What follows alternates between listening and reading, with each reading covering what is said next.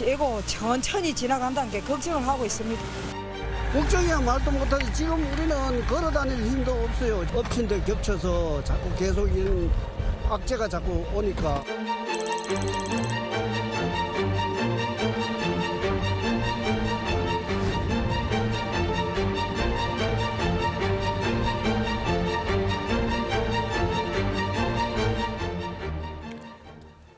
네, 오늘 오전 남해안에 상륙한 태풍 카눈이 현재 중부지방을 향해서 북상하고 있습니다. 오늘 밤까지 천천히 서울을 지나서 한반도를 남북으로 관통할 걸로 보이는데 피해가 우려됩니다. 태풍특보 공황진 전 SBS 기상전문기자, 또 SBS 뉴스브리핑팀의 전현남 기자와 함께 자세히 알아보겠습니다. 두 분 어서 오십시오. 네, 먼저 공황진 기자. 네.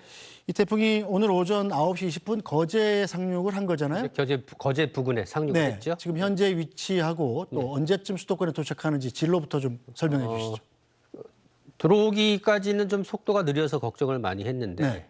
일단 우리나라로 들어오고 나서는 속도가 좀 빨라지고 있어요. 그래서 상륙할 때는 초속 한 20km 정도 조금 웃도는 그런 속도로 움직였는데 지금 초속 38km까지 많이 빨라졌네요. 많이 빨라졌어요. 네. 그러니까 빨라졌다는 얘기는 그만큼 이제 우리나라에 영향을 주는 시기가 좀 땡겨지고 있다. 네. 이제 좋은 그나마 이만큼이라도 좋은 소식입니다. 네. 현재 위치는 지금은 경상북도를 지나고 있는 것으로 보입니다. 대구 북쪽을 지나고 있고 지금까지는 북진을 해왔는데 앞으로는 북서진할 것으로 보여요. 그래서 네. 오늘 오후에는 충청도를 지나서 밤에 9시 전후 될 것으로 보이는데 서울 근교를 지나서 북한으로 이동할 것으로 그렇게 예상이 됩니다.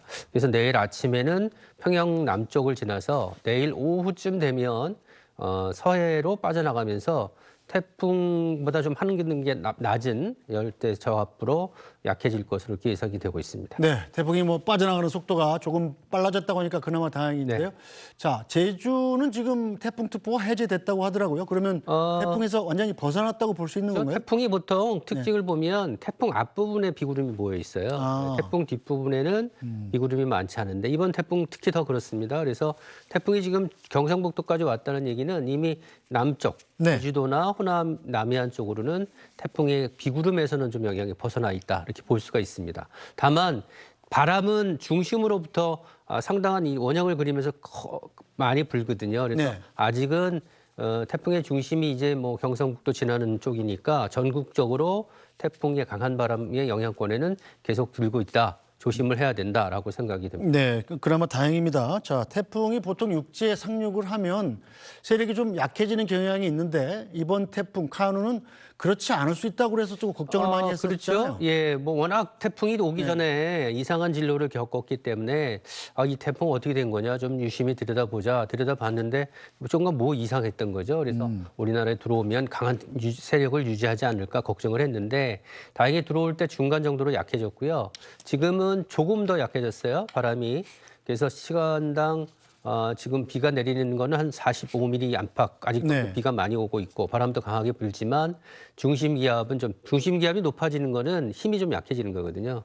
근데 태풍이 약해지는 데는 여러 가지 이유가 있는데 태풍이 육지로 들어오게 되면 일단 태풍에 열을 공급하는 열 공급이 차단됩니다. 왜냐하면 태풍은 뜨거운 바다에서 수증기가 증발하면서 내뿜는 잠열이라는 열을 받아서 발달을 하는데 이 열이 차단이 되고요. 두 번째로 태풍이 내륙으로 들어오게 되면 마찰력이 생기죠. 그러니까 우리나라는 특히 이렇게 지면이 고르지가 않잖아요. 많은 산도 있고. 근데 지금 태풍이 지나는 길목에 큰 산들이 많이 있는 것 같아요. 그러니까 이 산들을 지나면서 마찰력이 커지고 그리고 나서 이제 그 서풍이 조금씩 강해지는 것 같아요. 그러니까 태풍을 유지하려면 상하가 이렇게 일정한 어떤 그 조직을 갖춰야 되는데 이게 무너질 가능성이 있거든요. 이게 무너지면 아주 확 무너지는데 아직 무너질 단계는 아니지만 조금 약해지고 있고 세력도 그래서 바람도 좀 약해지고 있다. 그런 다행이지만 여전히 강한 비를 뿌리고 있고 특히 지금 서울에 아마 경험하신 분들은 서울에 계신 분들 중에 한 3, 40분 전에 비가 이렇게 날리는 걸 보셨을 거예요. 비가 엄청나게 오는데 막 이렇게 날아다니는 바람 때문에. 그러니까 태풍이 올 때 비는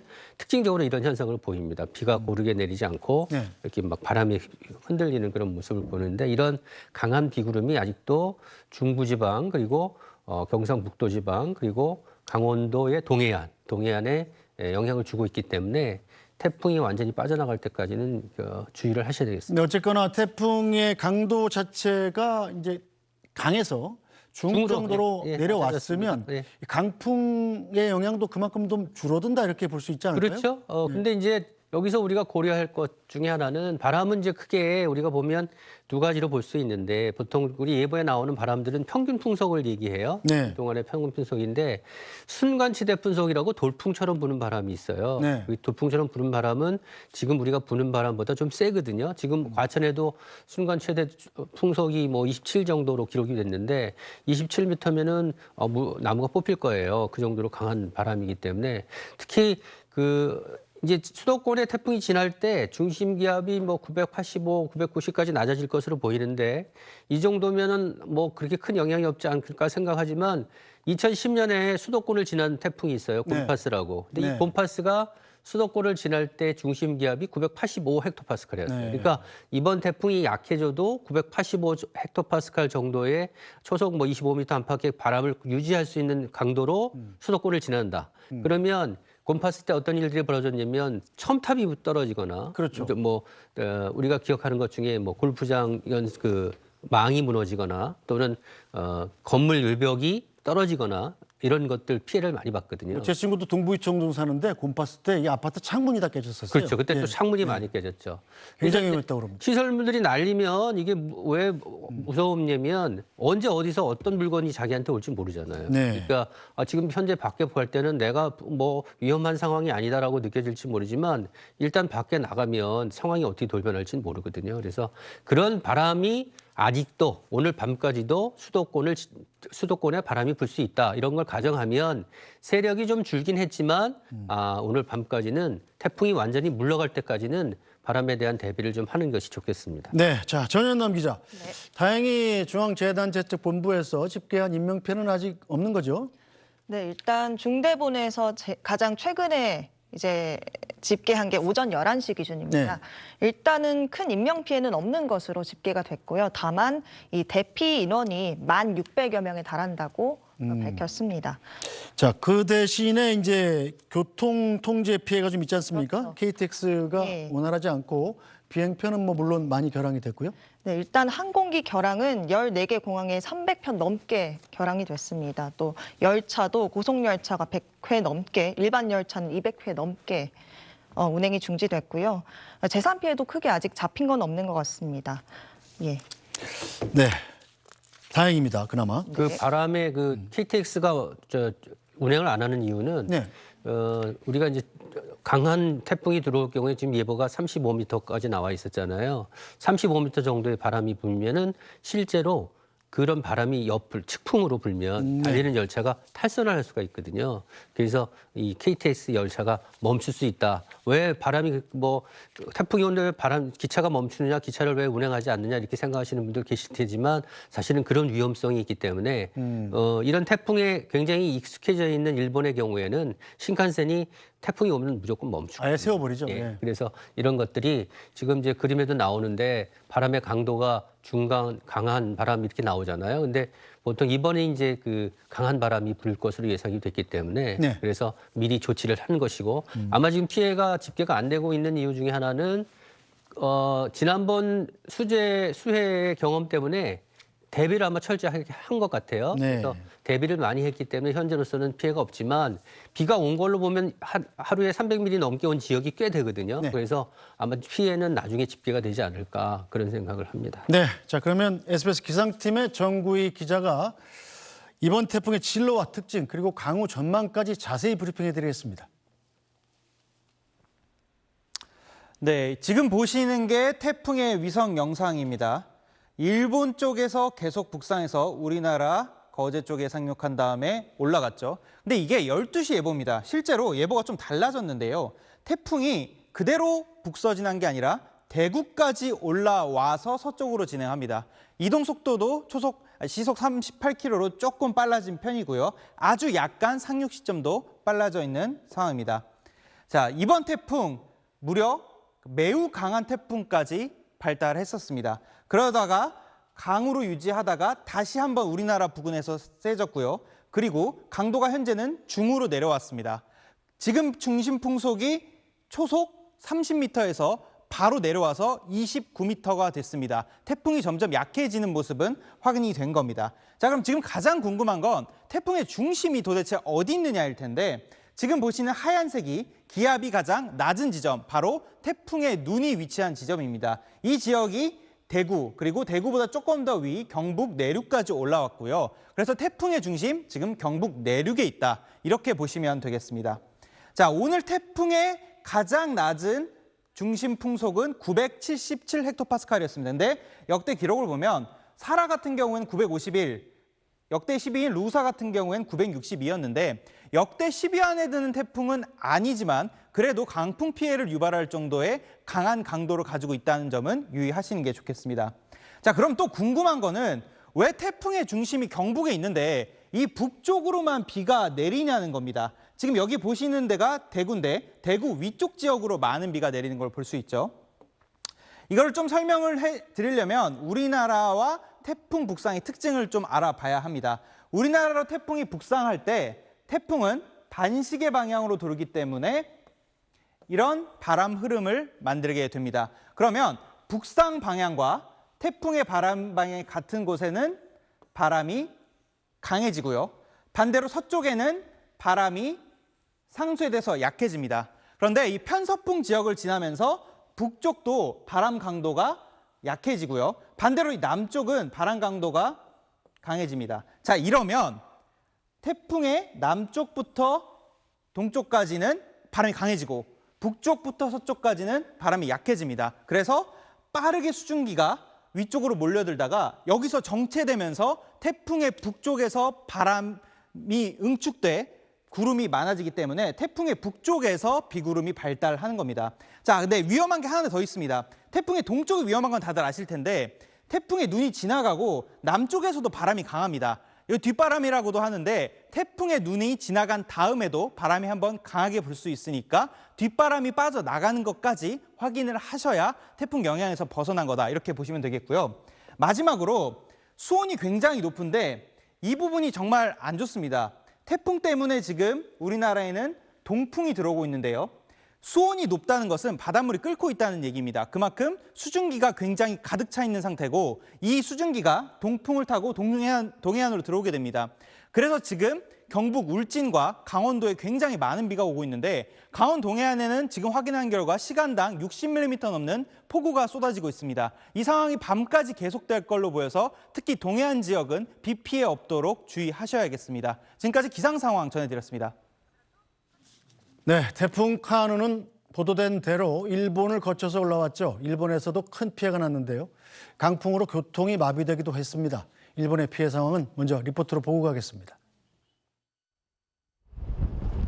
교통신호등이 강한 비바람을 견디지 못하고 부러져 도로에 떨어져 있습니다. 하천은 넘치고 토사가 무너져 내린 곳도 있습니다. 태풍 카눈이 북상하면서 일본 규슈 지역에 많은 비를 뿌렸습니다. 지난 1일부터 미야자키현 일부 지역에 826mm, 가고시마에는 798mm의 비가 내렸습니다. 일부 지역에서는 비구름이 선 모양으로 이어져 특정 지역에 집중호우가 내리는 선상강수대가 발생했습니다. 이로 인해 도로가 침수되고 주택이 부서지는 등 피해가 속출했습니다. 바람도 강해 가고시마에선 최대 순간 풍속이 41.8m로 관측되기도 했습니다. まっすぐ立っていられないほど、踏ん張っていないと立っていられないほど非常に強い風が吹いています。そして横殴りの雨が顔に打ちつけて目を開けていられないほどです。 네, 자, 전현남 기자, 우리는 일본 같은 피해는 좀 안 생겼으면 좋겠는데 다행히 아직까지 인명피해는 없습니다. 그러나 이런저런 피해들이 계속 접수되고 있죠? 네, 맞습니다. 아까 말씀드린 대로 11시 기준으로는 인명피해 크게 없는 상황입니다. 하지만 역시나 전국 곳곳에서 지금 피해들이 발생하고 있는데요. 일단은 오늘 아침에 창원에서 맨홀 뚜껑이 튀어오르는 사고가 있었는데요. 의창구에서 이제 버스가 정차 중이었는데 네. 이 맨홀 뚜껑이 빗물 역류 수압을 이기지 못하고 튀어오르는 일이 있었습니다. 그러면서 이 맨홀 뚜껑이 그 버스 바닥을 뚫고 버스까지 올라왔습니다. 굉장히 위험했군요. 예, 굉장히 위험할 뻔한 네. 상황이 벌어졌었는데요. 다행히 그 버스 바닥 가운데 부분으로 튀어오르면서 바닥이 뚫려서 이제 튀어오르면서 다행히 인명 피해는 없었습니다. 그게 이제 LNG 버스나 그러면 이 밑에 있는 가스연료통이 터지는 수가 있거든요. 네, 굉장히 위험할 뻔한 상황이 있었고요.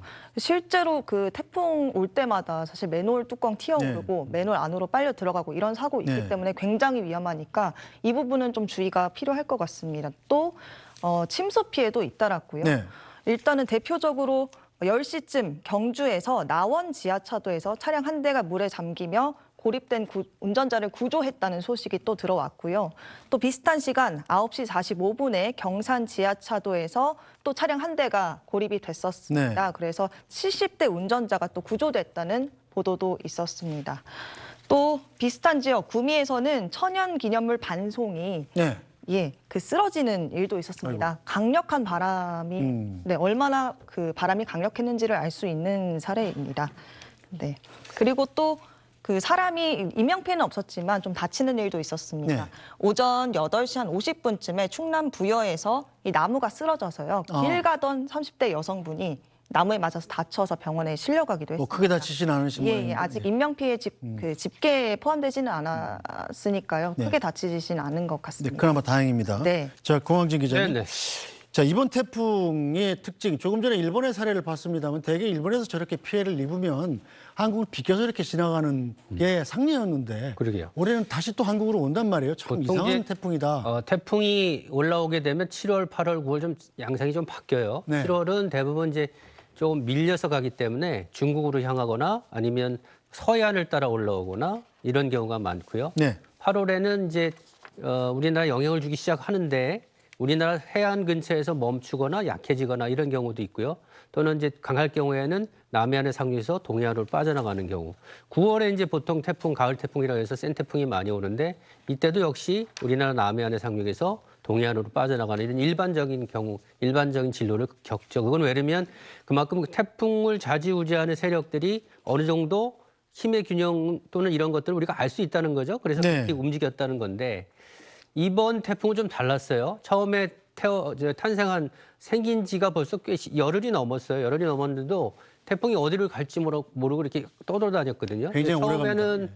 모두 주변에 있는 모든 나라들이 이 태풍은 중국으로 향할 것이다 이렇게 예상을 했습니다. 그래서 네. 그 전에 5호 독수리가 이제 그 중국에 상륙해서 피해를 줬는데 그 진로를 그대로 따라갈 것이다 예상을 했는데 갑자기 중국에서 차가운 더운 그리고 차가운 공기가 아니라 덥고 건조한 공기가 가로막고 있어서 그걸 피해서 다시 동쪽으로 피했고요. 동쪽으로 와서는 또 일본으로 가는다 보다 했더니 일본으로 가지 못하고 우리나라 쪽으로 올라온 이렇게 갈지자 형태의 진로를 경험한 것은 아무도 제가 40년 이상 네.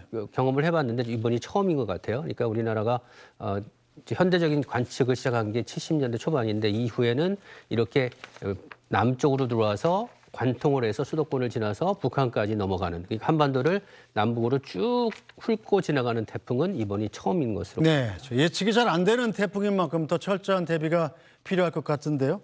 자, 지금 이 시각에도 시청자들께서 직접 태풍의 상황을 촬영해서 SBS에 제보를 해주고 계십니다. 어떤 상황들이 있었는지 김상민 기자가 전해드리겠습니다. 네, 시청자 여러분의 소중한 제보를 바탕으로 이 시각 태풍 상황 전해드리는 제보센터입니다. 제6호 태풍 카누는 지금도 계속해서 북상하고 있습니다. 먼저 시청자 제보 영상 한번 보도록 하겠습니다.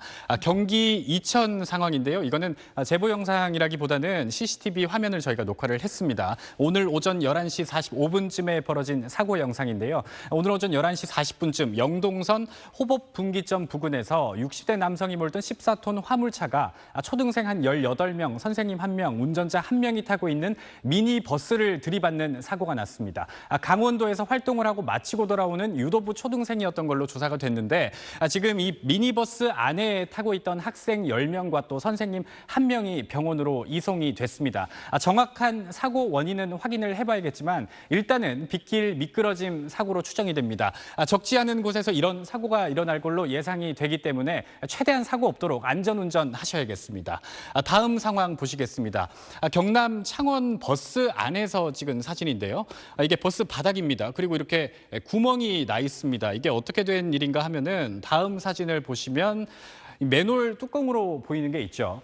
여기가 창원 의창구 대원동 한 아파트 단지 근처에서 지나던 시내버스가 있었는데 그 시내버스가 운행 중에 갑자기 도로에 있던 맨홀 뚜껑이 튀어 올라서 시내버스 차체를 뚫고 이렇게 올라왔던 겁니다.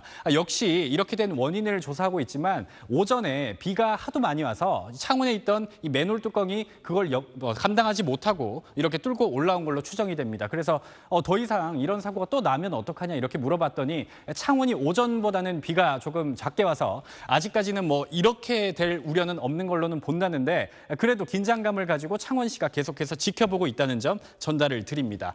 경북 칠곡에서도요 바람이 워낙 세서 이렇게 가로수가 주차장 쪽으로 누워 있습니다. 도로 곳곳에서 이렇게 나무가 쓰러짐이 있었고요. 도로 통제도 곳곳에서 되고 있다는 점 알려드립니다.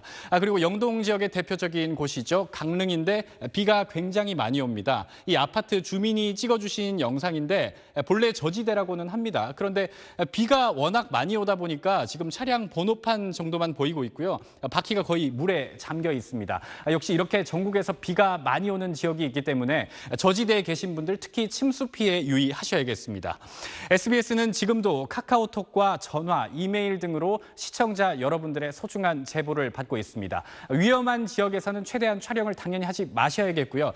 다만 어느 정도 안전이 확보된 상황에서 저희에게 이런 제보 영상을 전해주신다면 저희가 소중히 받아서 더 많은 시청자들에게 빠르게 전해드리도록 하겠습니다. 지금까지 제보센터였습니다. 네, 시청자들 여러분께서 보내주신 소중한 제보 영상이 태풍 상황을 알리고 또 태풍 대비를 하는데 큰 도움이 되고 있습니다. 다만 영상을 촬영하실 때 본인의 안전을 우선 확보하셔야 된다는 점을 다시 한번 당부드리겠습니다. 자, 전현남 기자. 과거에도 우리나라가 태풍 피해가 꽤 많지 않았습니까? 특히 도심의 맨홀 피해 조금 전에 김상민 기자도 전해줬습니다만 저 굉장히 큰 피해인데 저게. 네, 맞습니다. 어떤 피해들이 있었는지 한번 정리해 볼까요? 네, 일단 대표적으로 지난해 폭우가 왔던 8월에 강남 서초구에서 40대 남성, 50대 여성 남매가 실종되는 일이 있었습니다. 맨홀에 빠졌었던 서초동이었죠, 그게? 예, 맞습니다. 그래서 결국 숨진 채 발견되는 사고가 있었는데요. 이 서울에만 있는 맨홀이 27만여 개에 달한다고 합니다. 그래서 지금 이런 폭우 속에는 항상 역류하는 맨홀이 가장 안전을 위협하는 존재로 여겨지고 있습니다. 그 폭우의 하수가 역류하면서 아래에서 빗물이 솟구치면 이 수압을 이기지 못하고 아까 그 버스, 창원의 네. 버스 사례처럼 팡 튀어오르거나 그 또 뚜껑이 쓸려 내려가면 그 안으로 빠질 수가 있는 거거든요, 사람들이. 그리고 지난해 8월엔 제주도에서도 이번 창원 사고랑 비슷한 게 있었습니다. 제주도 도로에 있던 맨홀 뚜껑이 또 수압을 이기지 못해서 튕겨서 오르면서 그 승객이 튀어 오르기도 했습니다. 그러니까 앞으로 확 쏠렸다는 얘기죠. 다행히 그때도 인명피해는 크게 일어나진 않았지만 각별한 주의가 필요합니다. 지금 그 맨홀 뚜껑 자체도 굉장히 무게가 많이 나가거든요. 한 40kg 정도라고 합니다. 그 정도로 지금 빗물 역류하면 맨홀 뚜껑이 튀어 오르면 굉장한 사고로 이어질 수가 있고요. 이 부분에서 이제 주의해야 할 점은 일단은 그 도로가 침수돼 있다면 바닥이 어떤 상황인지 전혀 모르는 부분이기 때문에 가급적이면 이 물이 찬 도로를 걸어서 건너가면 안 될 것 같습니다. 또 만약에 도로에서 뭔가 공기가 빠지는 소리가 나거나 맨홀 뚜껑이 좀 요동치거나 하수가 분수처럼 나오기 시작한다. 이럴 때는 그곳을 좀 피하셔야 될 것 같습니다. 네. 네, 특히 이 비가 많이 오기 때문에 침수 피해가 많이 발생하지 않습니까? 어떻게 대비해야 돼요? 태풍은 이제 태풍 글자 그대로 큰 바람 아닙니까? 그래서 바람이 센 기상 현상을 태풍이라고 하는데 태풍은 크게 보면은 세 가지 주의할 점이 있어요. 첫째는 강한 비, 두 번째는 강한 바람, 그리고 세 번째는 기압이 낮기 때문에 바닷물이 이렇게 올라가는 증상이 나타나죠. 이러면 물결이 높아집니다. 그래서 태풍이 올라오면 태풍 먼 곳부터 너울이 높아지고요. 그리고 태풍이 들어오게 되면 이게 만조하고 맞물리면 밀물이 들어오는 시간하고 맞물리면 7m, 8m, 10m까지도 높은 해일 같은 파도가 밀려오기도 해요. 그래서 태풍은 이렇게 세 가지 크게 피해를 줄 수 있는 요소가 있는데 그 가운데서 가장 흔한 건 이제 호우와 강풍으로 볼 수가 있는 것이죠. 호우는 지금도 오늘 내린 비만 보니까 강원도 삼척에 그 비가 지금 299mm가 왔어요. 오늘 하루만. 그리고 경주에 272mm의 비가 왔기 때문에 하루에 250mm 이상의 비가 오면 굉장히 위험합니다. 많은 그동안에 왔던 비가 있어서 땅이 이미 많은 수분으로 가득 찬 상황에서 네. 또 다른 비가 내리면 이게 이제 산사태 같은 걸로 이어질 수가 있거든요. 그리고 비 자체가 많이 오면 이 물이 내려가서 빠질 수 있는 통로를 확보하지 못하면 결국은 침수로 이어지거나 아니면 범람으로 이어지거나 하거든요. 그래서 앞으로도 비가 최고 200mm 정도 예보가 되어 있기 때문에 비에 대한 대비를 하셔야 되겠고요. 조금 다행스러운 건 바람은 조금 약해졌지만 그래도 태풍이 물러갈 때까지는 초속 20m 이상의 바람이 불 수 있다. 이 점도 유념해 주셔야 되겠습니다. 네, 이 태풍이 물러갈 때까지 비가 계속 내릴 예정이기 때문에 지금 침수 피해에 대비해야 되겠습니다. 어떤 요령들이 있습니까? 네, 맞습니다. 최근에도 장마로 오송 그 지하차도에서 인명 피해가 많이 발생한 적도 있고요. 지난해 포항에서도 지하 주차장에서 침수 피해 나서 많은 인명 피해가 네. 발생했습니다. 그만큼 지금 침수에 대한 대비가 정말 필요한 상황인데 일단은 그 지하 주차장부터 말씀드리겠습니다. 일단은 그 물이 굉장히 빠른 속도로 유입될 수밖에 없는 구조잖아요. 예, 그래서 그 부분에 대해서 조심을 하셔야 되고 일단은 지하 주차장에 물이 차기 시작하면 빠져나온다고 기본적으로 생각을 하셔야 차를 빼려고 들어가셨다가 지난해에도 맞습니다. 침수 네. 피해를 당해서 네. 생명을 잃으신 분들이 있습니다. 참 네. 안타깝습니다. 이게 배수마저 쉽지 않아서 그냥 물이 들어차기 시작하면 이미 위험한 상황이라고 생각을 네. 하시면 되고요. 또 이 차량이 여러 대가 세워져 있잖아요. 그래서 이 사이로 와류라고 합니다. 네. 소용돌이 물살이 발생해서 더욱 위험할 수가 있습니다. 그래서 이 무릎 바로 밑까지만 물이 차도 남녀 불문하고 빠져나오기가 굉장히 힘든 상황이라고 네. 합니다. 그래서 이 부분 다시 한번 말씀드리지만 주의하셔야 될 것 지하 같고요. 주차장에 물이 차는 상황이라면 아예 그냥 깔끔하게 차를 예. 포기하는 게 나을 것 같습니다. 예. 감히 그렇게 말씀드리고 싶습니다. 또 그리고 대피할 때는 뭐 운전하시다 보면 구두나 뭐 슬리퍼 이렇게 신으실 때도 있을 텐데 네. 그 운동화 신는 게 가장 유리하다고 하고요. 또 장화 신으신 분들은 그 벗으시는 게 낫다고 합니다. 왜냐하면 물이 차면 대피할 때도 불편하기 때문에 네. 그렇게 지금 권고가 되고 있다고 합니다. 네. 그리고 지하에 있는 것도 주차장 말고 지하 차도도 제가 아까도 말씀드렸지만 또 이번에도 피해 발생하지 않았습니까? 그래서 이 지하차도 운행할 때도 조심하셔야 되는데요. 마찬가지로 지하차도 가급적이면 들어가시지 않는 게 좋을 것 같다고 말씀드리고 싶습니다. 꼭 통과해야 한다면 유사시 탈출을 위해서 일단은 창문을 열고 진입하는 게 좋을 것 같고요. 왜냐하면 또 아시다시피 차량이 침수되면 시동이 꺼지고 아예 문이 안 열려서 탈출을 못하는 상황도 벌어질 수 있기 때문입니다. 그래서 일단은 다시 한번 말씀드리지만 많은 비가 내릴 경우엔 이 지하 주차장이나 지하차도 웬만하면 안 내려가시는 게 좋을 것 같고요. 굳이 내려가셔야 한다면 이 차간거리 확보, 저속 운행 뭐 이렇게 좀 안전하게 운행하셔야 될 것 같습니다. 네, 공황진 기자. 네. 태풍이 지금 한반도를 관통하고 있는데 언제쯤 돼야 이게 한반도가 태풍의 영향에서 완전히 벗어난다 할 수 있을까요? 일단 태풍 진로를 보면 내일 오후에는 이제 북한을 지나서 네. 빠져나가는 것으로 되어 있고요. 그러면 내일 오후부터는 태풍 영향권에서 이제 벗어난다 볼 수가 있습니다. 근데 문제는 지금 이제 태풍의 계절이 시작이 된 거예요. 이제 끝나는 게 아니고 이제 시작이 되는 겁니다. 보통 태풍은 7월부터 우리나라에 영향을 주기 시작하는데 7월, 8월, 9월 그리고 10월 전반부까지 영향을 주는데요. 보통 1년에 태풍이 약 30개 조금 언저리에 발생을 해요. 네. 가운데서 평균적으로 3.5개 정도의 태풍이 영향을 주기 때문에 이번이 이제 영향을 주는 첫 번째 태풍이니만큼 앞으로도 9월 또는 10월 초까지 2개 정도의 태풍이 더 영향을 줄 가능성이 있습니다.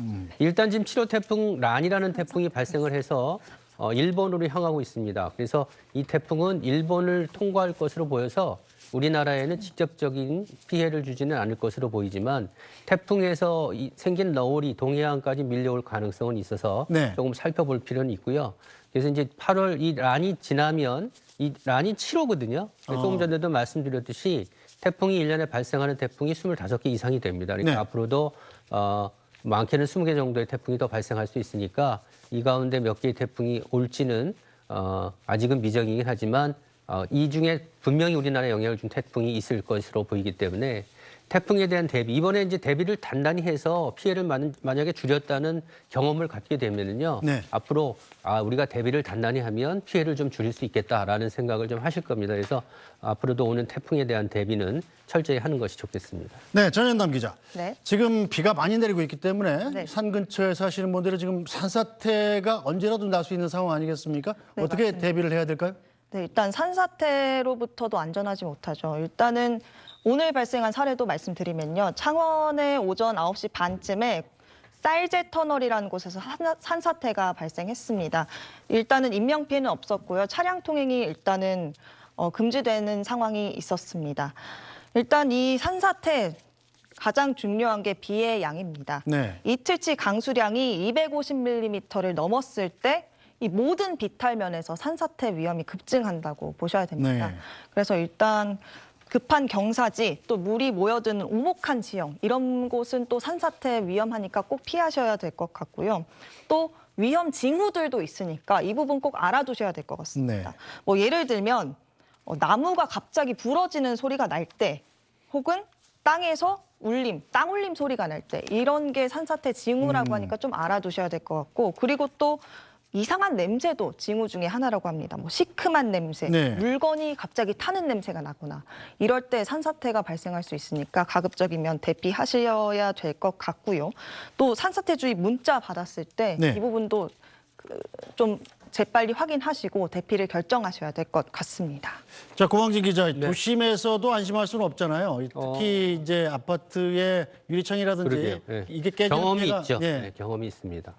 한때는 뭐 신문지를 붙이고 네. 뭐 이렇게 X자로 붙이고 이런 것들이 뭐 유행처럼 번지기도 좀 했잖아요. 도움이 되지 않았습니까, 그게? 근데 실제 실험을 해보니까 네. 큰 도움은 안 됐다. 아, 그렇습니까? 가장 중요한 거는 틈새를 없애는 겁니다. 아, 바람이 들어올 수 있는 구멍을 막는 것이죠. 네. 그래서 아마 어제 보도에서도 보셨지만 해운대나 이런 쪽 그 부산 영도나 이쪽으로 바닷가에 임해 있는 가게들이 나무로 이렇게 네. 창문을 이렇게 아주 탄탄하게 방어하는 그런 것들을 보셨을 거예요. 그렇게 지금 그림에도 나와 있는데 태풍을 그래서 바람에 대한 피해를 줄이려면 창틀을 완벽하게 봉쇄하는 게 좋습니다. 이렇게 이렇게 주변을 네. 꼼꼼하게 해놓은 게 좋고요. 그 다음에 태풍 틀이 움직이면 태풍 틀이 조금이라도 움직이면 이것이 떨어질 수가 있어요. 그렇죠. 그러면서 피해를 줄 수 있으니까 태풍이 틀이 움직일 경우에는 거기다 종이를 좀 껴서 네. 움직이지 못하게 하는 것이 좋습니다. 네. 자, 저희는 잠시 후에 정치권 소식 전해드리고 오후 4시부터 다시 태풍 특보 전해드리겠습니다. 두 분도 잠시 후에 다시 뵙겠습니다. 고맙습니다. 안녕하십니까, 편사옥입니다. 더 많은 뉴스와 라이브 이벤트를 보고 싶으시면 화면 오른쪽을 눌러서 구독해 보시기 바랍니다. 또 저희 SBS 앱을 다운로드 하시면 속보 알림도 받아보실 수 있습니다. 항상 저희 SBS 뉴스를 시청해 주셔서 대단히 고맙습니다.